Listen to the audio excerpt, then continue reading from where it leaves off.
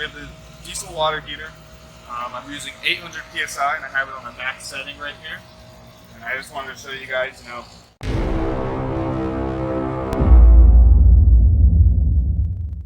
long did it take for it to, less than a minute, 800 psi of steam. Yeah, it's clean. Incredible.